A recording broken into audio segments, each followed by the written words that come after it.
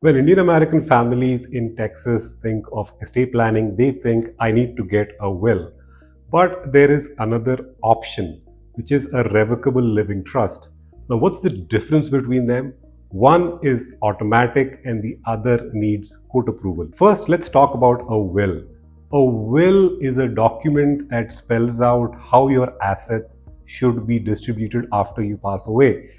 The problem with a will is that it has to go through something called probate court, which means your beneficiaries, which could be your kids or your surviving spouse, they need to go to the local probate court and they need to get court approval of the will. So it is not automatic. The court will appoint the executor who you named in the will. The executor will pay all the debts, he will pay all the taxes. But with the probate process, there's no privacy, which means who gets what becomes part of the public record. It could be slow and expensive.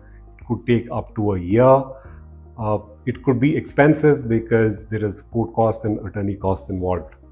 On the other hand, a living trust is automatic and there is no court approval that is required.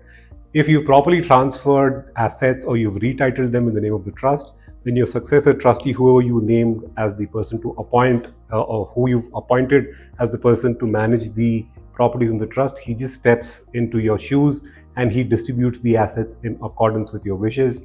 It's private, it's fast, there's no court approval involved. It's just a smoother process for your family. So the main difference between a will and a trust is that a will needs court approval. On the other hand, a trust is automatic. Assets can just pass to your kids and it offers a lot more privacy. Follow for more estate planning tips for Indian families in Texas.